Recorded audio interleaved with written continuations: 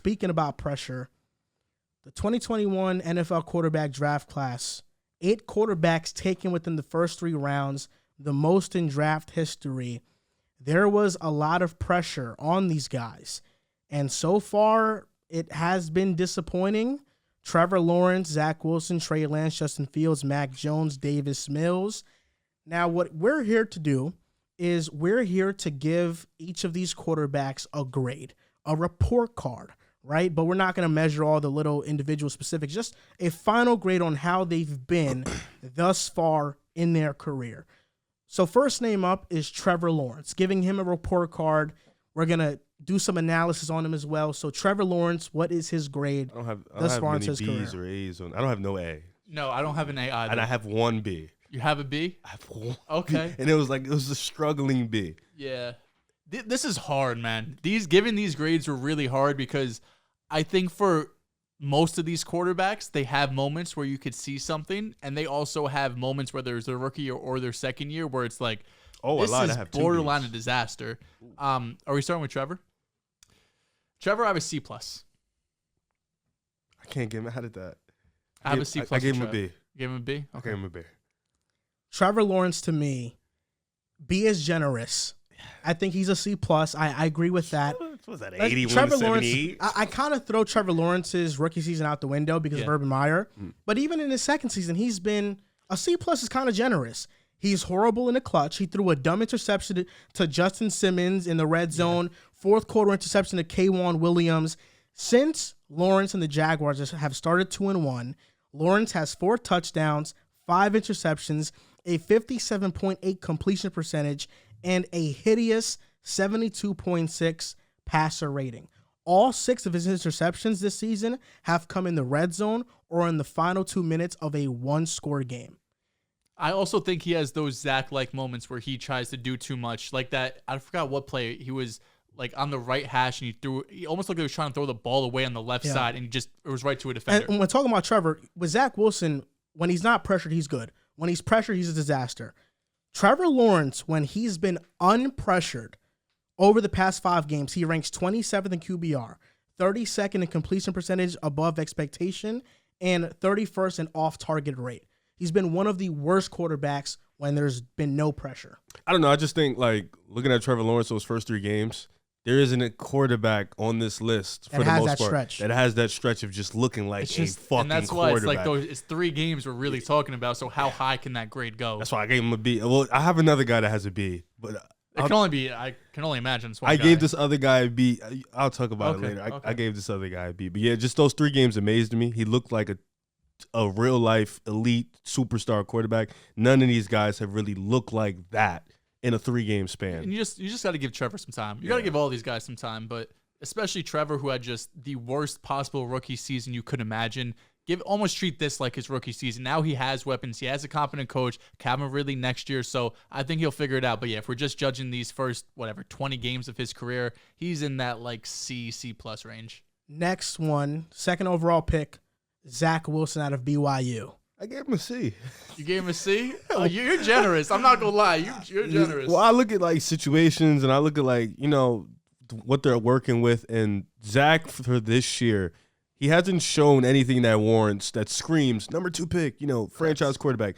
But when he's not asked to do much, he's been fine. He's been good managing the game. And sometimes I like game managers, because they do what you need them to do to get you a win. You guys are backpacked by the running game. That's fine. He done his job. Yeah. So you know what? I got to give him a C for that because he was doing his job. When you asked him to do a little bit too much, the Steelers game, he was dog shit. But in the 4th, which I love to see the most, where it mattered the most, he showed up. He got you to win. Last week was a shit show. So he's like 1-1 for me. But in the game management modes, it's been fine. So I give him a C. There's a brand new fantasy app. It's called Boom Fantasy. You got over-unders, player props. You got matchups. This player versus that player. That's personally my favorite and long shots. You can win 40 times your money. And if I'm not mistaken, Joel, NBA is coming soon. Yes, sir. NBA will be in the app in the next 10 days or so. Wow. I believe opening night is October 19th, so we'll have stuff up a few days beforehand. That's going to be fun because we have it every night. You don't have to wait till Monday, Thursday. Did you get your code? For the league pass? I did get my code I for got league my pass. code too. Yep, that's amazing. That's from 2K, right? Yes. That's tough. Amazing. That's fire. So if you guys haven't already, download the Boom Fantasy app right now. Link is in our description or in the caption wherever you're watching. Joe, I want to go with this one first because I had a lot to say about Zach Wilson before the show, and I got a lot to say about him now. So just analyzing him, accuracy issues, decision making, can't handle pressure, looks like his mind scrambles when he's pressured. It looks like he's okay. And then when he gets pressured, his mind just like goes all over the place and he just kind of panics. And he's not seeing the entire field right now. I gave him a C- though. And the reason for that is because after the Patriots game, everybody wanted to just write him off. And what bothers me about that is that Zach right now is getting the most scrutiny of any quarterback in this class because he plays in New York, because he plays in the biggest market. Zach Wilson went to Mile High, faced Denver in high altitude on the road. He got a win. He didn't have any turnovers. He played a clean game. He had 110 passing yards. That's true. Trevor Lawrence goes to London. He doesn't even go to enemy territory. There's a lot of Jaguars fans in London. Trevor Lawrence throws 130 passing yards. He throws 2 crucial interceptions that resulted in the Jaguars' loss. He cost the Jags the game. Nobody's talking about it. But Zach Wilson manages his way to a win. Game manages his way to a win. Oh, he's horrible. Oh, he's so bad. Trevor Lawrence does the same thing. He was worse, and he lost. Oh, but no, Trevor. We can't say anything bad about him. Trevor Lawrence, since starting out 2-1, has been abysmal too. He hasn't been that good. But Zach Wilson, coming back from a near ACL injury, having no preseason, facing some of the top pass defenses since coming back. Oh, we're just going to write him off because he had a bad game against the Patriots. I told Joe this before the show. All those mistakes he had are fixable. Were they stupid? Yes, they were stupid. Especially the one, the first one was just inaccuracy issues, right? Going off his back foot. Second one, you just got to make sure the ball's out of bounds. And the third one, it's an arm punt, but really he didn't give his guy a chance. Should have just threw that away too. That was a bad moment for sure. But let's not act like every moment before that was a disaster. He was taking care of the ball. He was just fine. And he actually has a game-winning drive against the Pittsburgh Steelers in his first start of the season. Trevor Lawrence in that same situation against the Broncos couldn't get it done. I'm just saying. People called Zach a game sabotager, but Trevor Lawrence just sabotaged the game for Jacksonville in London. Nobody's saying anything. I think Zach Wilson, whether you think he's going to be good or not, there's no doubt that with how he's talked about within the draft class, there's so much more pressure on him. There's so much more of a microscope on his performance than any of these other quarterbacks. And it's because of 2 things. He plays in New York, and the Jets are in a position to make the playoffs. So his growth now has to be accelerated. I understand that. I still believe in Zach Wilson, but what I said on Twitter was true. I'm having no expectation. I'm going to see how this thing plays out. I'm done coming up here and hyping Zach Wilson up and saying he's going to be this great and this, that. I'm done doing that, but I'm going to watch how everything plays out and just stay solid. Because I do think the way those 2 guys are talked about is so much different, and I think it's because people just want to see Zach Wilson fail. Can I ask both of you a question? Being as you guys are both diehard Jets fans and watching your faces on Sunday were truly a work of hilariousness. Question number 1, and then it's a follow-up question. You saw me. I wasn't panicked, though. No, you were loud the first half, and you didn't speak for a whole second half. You were just sitting there like. But I told you, man, he's young. Oh yeah. Which is So do you guys think what's your ceiling for Zach? And my follow-up after that is, do you think maybe his ceiling is what you might think his ceiling is high? Do you think maybe he's just in that Jimmy G category type of quarterback? Zach Wilson has so much talent to be Jimmy G as his ceiling. What Zach has to do right now is he actually has to learn how to play like Jimmy Garoppolo. He has to learn how to manage a game, go through his reads, and then the out-of-structure stuff is going to happen. Daniel Jeremiah said it perfectly. Zach Wilson right now is 20% distributor and 80% just trying to create a play. He has to be the opposite, 80% distributor and 20% doing the out-of-structure stuff. So Zach Wilson right now just has to run an offense. Just run the offense. And All that other outside stuff will come, but just run the offense. I don't think Zach Wilson is capable of being Jimmy G right now, and I mean that he has too much faith in himself. Mm-hmm. He wants to consistently make a play, like Daniel Jeremiah said, and he panics too much. Like he has one read, there's no pressure, and he's trying to break the pocket, and that's the reason why you take these sacks. That's the reason why you get put out of field goal range, why you make your field positioning worse for a great defense. Now you're punting from your 10 to your 20. Sacks, I know, but even still, there was multiple times during that Patriots game where he rolled out of the pocket for really no reason, or he could have stepped up in the pocket, got a first down, or just reset himself. Yeah, there's no doubt. But here's the difference between Zach and Justin Fields. And this is not me saying one guy's better than the other. Just in how they handle pressure, Zach Wilson can sense it and can get out of it. He does have to step up, and his pocket presence has to be so much better. So much. But Zach Wilson doesn't take sacks. He was pressured the most times against New England than he was all season. 17 pressures. He was under duress all game.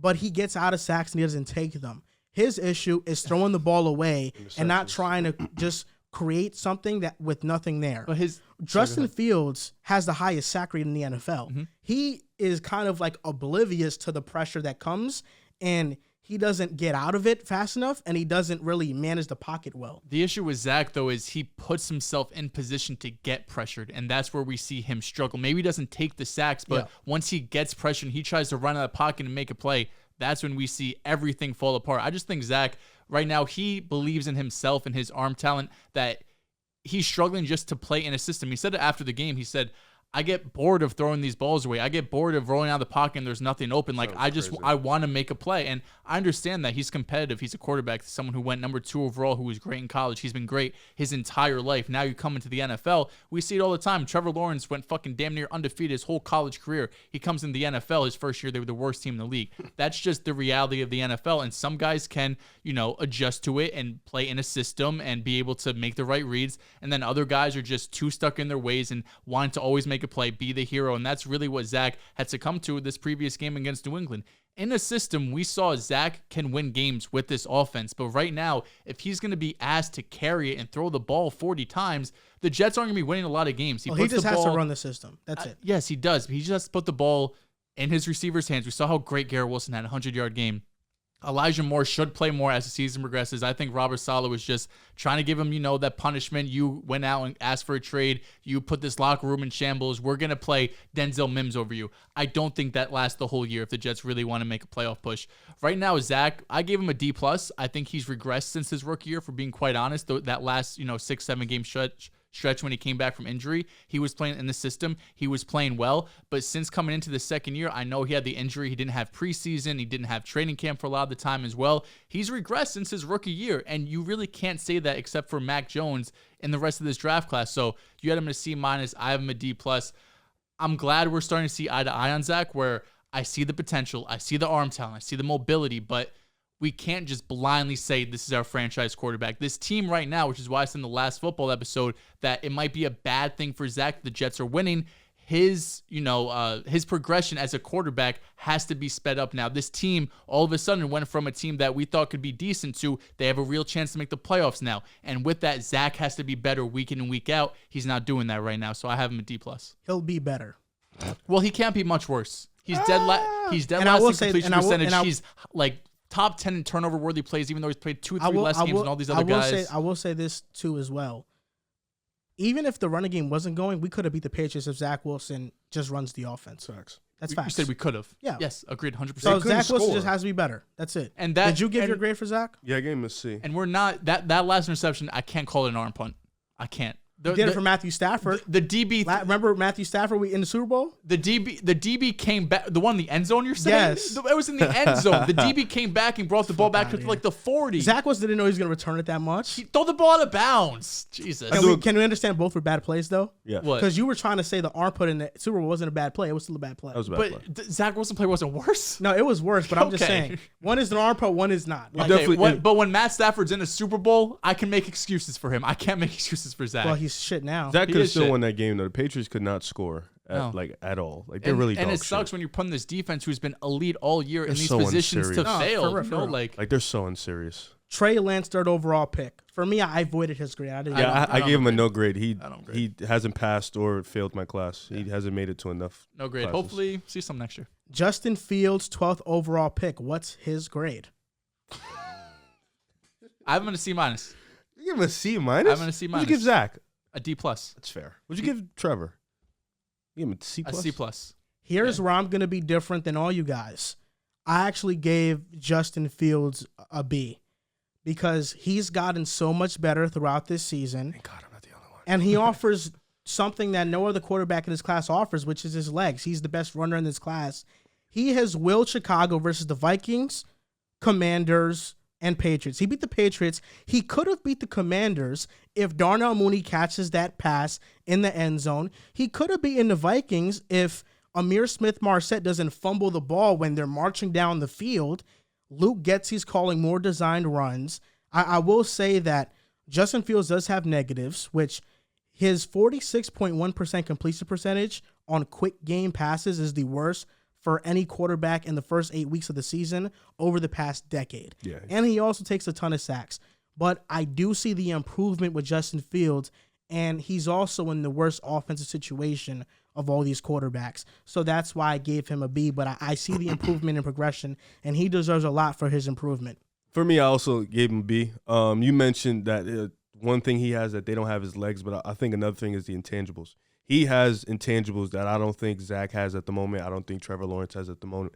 It's the competitive drive to continue to get better, to win. You know, that leadership that he has in the locker room with the players that he has with his coaches. I think he has those type of intangibles that you need in a quarterback to be successful. Now, you mentioned that he in terms of just quarterback play, out of him, Lawrence, and Zach, he's probably the worst at the moment, but with his legs, with his ability to impact the game, running the ball, and at times you do see the flashes, which he makes, like that one bomb he made to Darnell Mooney, which is an incredible throw. He has that type of ability, but he's gotten better every week after every week. He's put his team in positions to win with realistically one of the worst situations, a very old, outdated offensive system. But that team fights and Justin Fields fights. So I gave him a B just because off intangibles alone. Yeah, C minus might be a little harsh. I'm just taking into account last year as well, and he's had a great 2-game stretch. I mean, this is against good defenses too, right? Against New England, against Dallas, who's a top 3 defense probably.